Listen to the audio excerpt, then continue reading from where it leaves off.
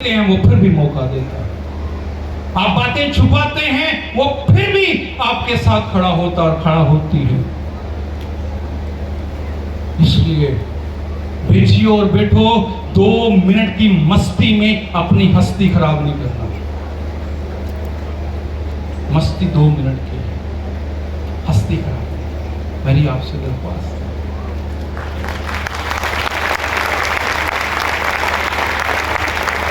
अभी वो मौका है कि आप अपनी एक चीज मुझे दिखा सकते। कितनों के पास ये बुक,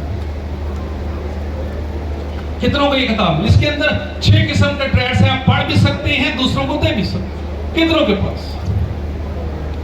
ये आपके लिए।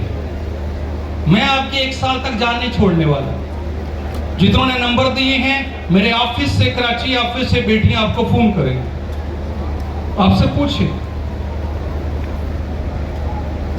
आपसे बात करेंगे।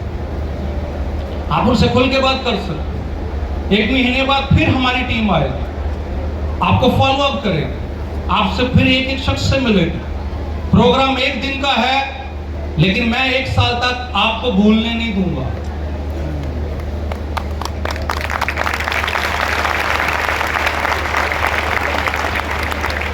तो इसलिए बहुत जरूरी है कि हम खुदा के उस अमल को, मौके को गनीमत जाने, अपने पांव पर खड़े हों, निशानियों से पीछा छुड़ाएं, परेशानियों पर गालिब आएं और अपने आप से कहें मैं बहुत खूबसूरत हूं।